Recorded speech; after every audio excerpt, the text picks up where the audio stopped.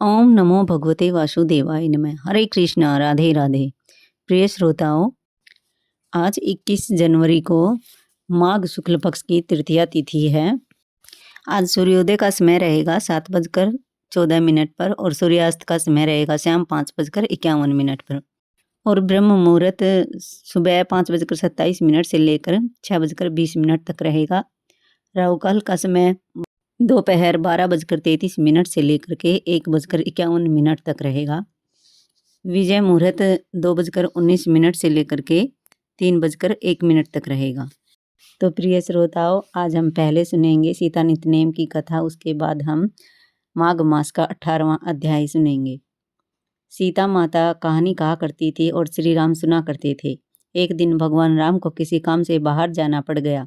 सीता मैया कहने लगी, भगवान मेरा तो 12 वर्ष का नित्यनेम है, मैं अपनी कहानी किसे सुनाऊंगी। भगवान राम बोले, ऐसा करना, कुएं की पाल पर जाकर बैठ जाओ, औरतें पानी भरने आएंगी तो तेरी कहानी सुन लेंगी। सीता माता कुएं पर जाकर बैठ गई।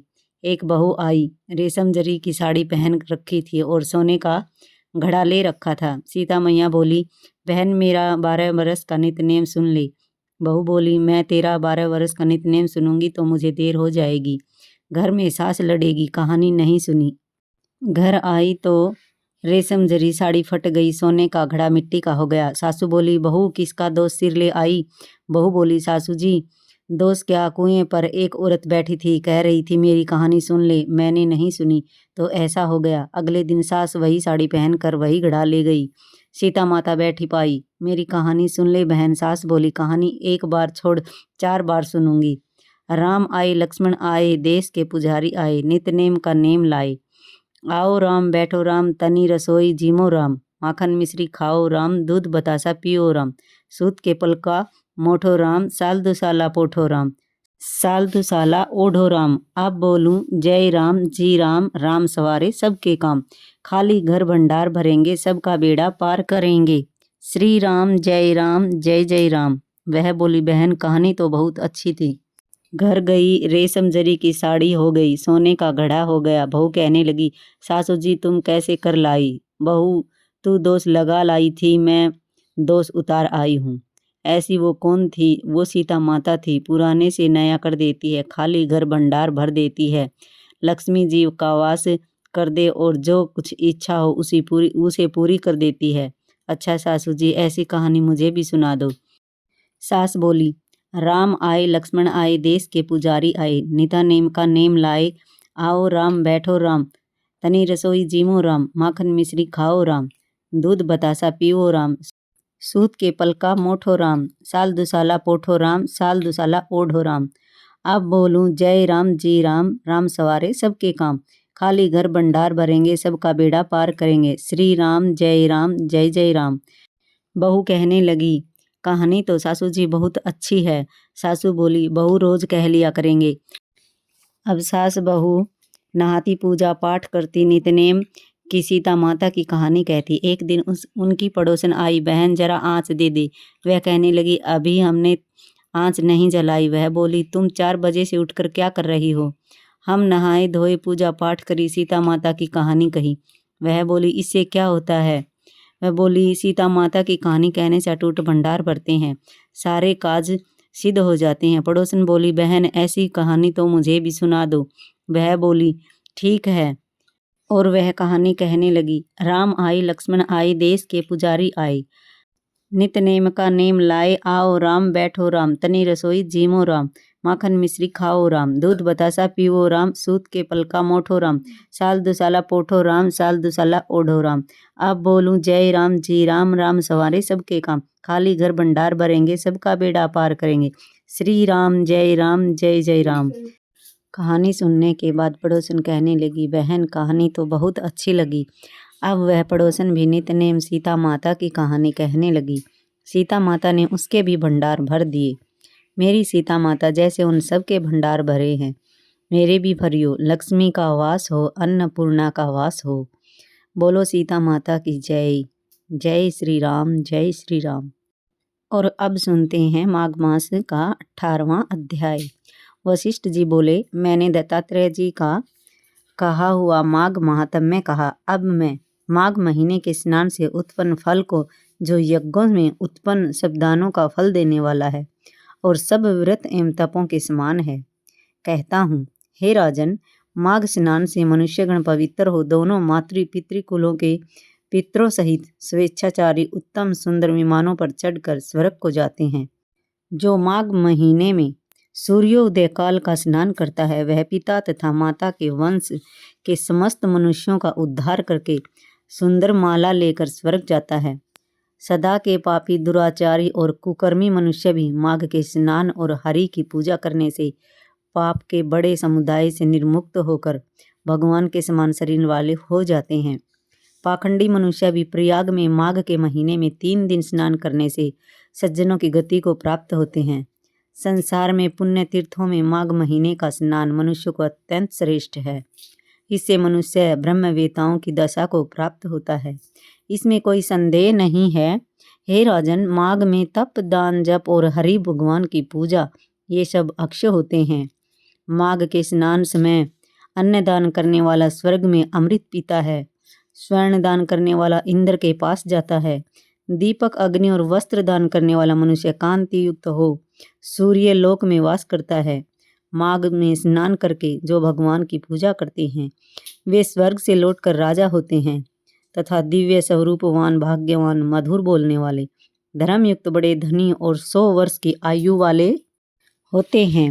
शरीर, वाणी और मन से जाने या बिना जाने हुए संपूर्ण पाप किसी उत्तम तीर्थ में माघ महीने में स्नान करने से नष्ट हो जाते हैं।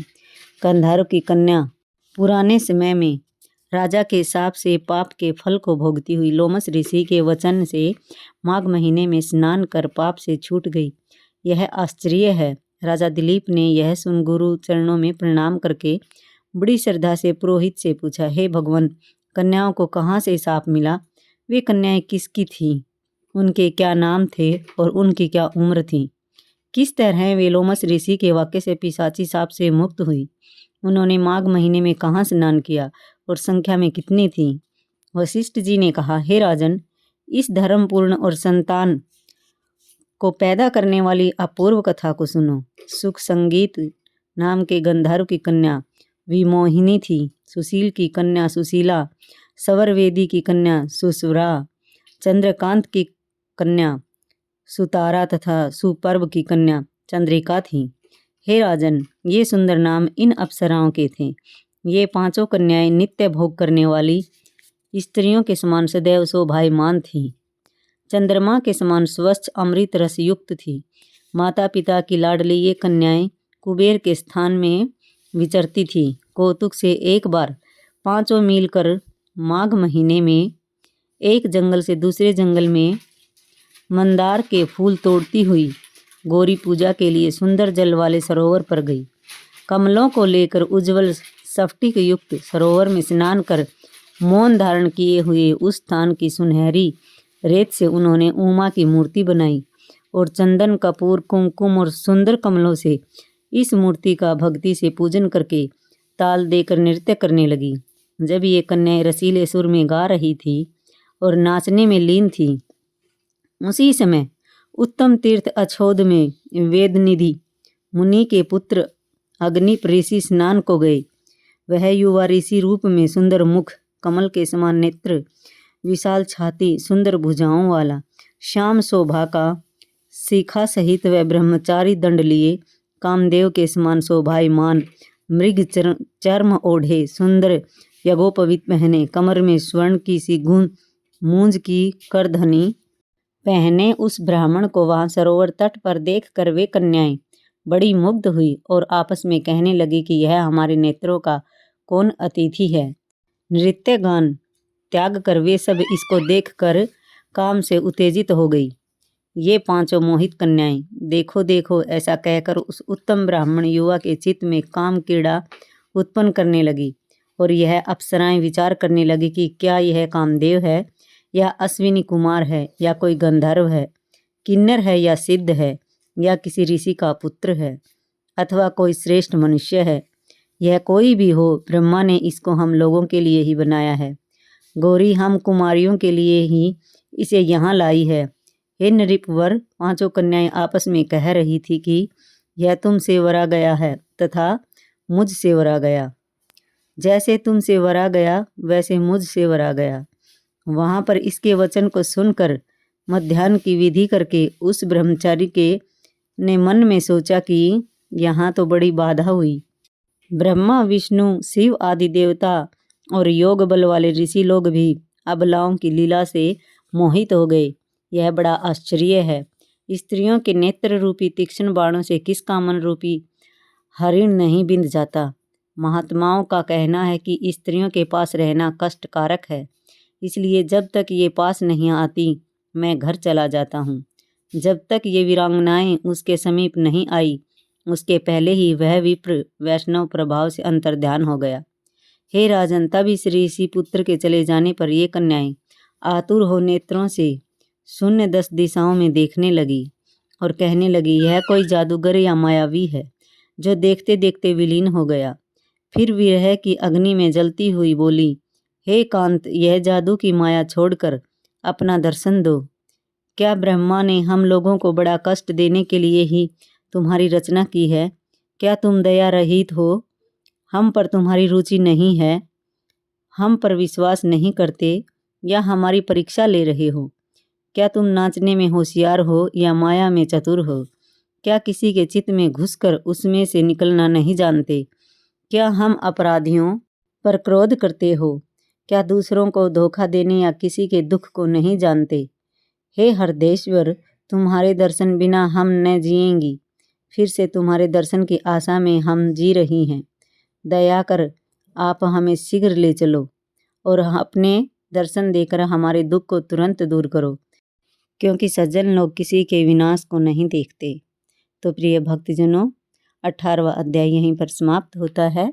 अगर वीडियो अच्छी लगे तो लाइक करें, शेयर करें और कमेंट में राधे राधे ज़रूर लिखें। तो मिलते हैं कल 19वें अध्याय के साथ। तब तक के लिए हरे कृष्णा, राधे राधे।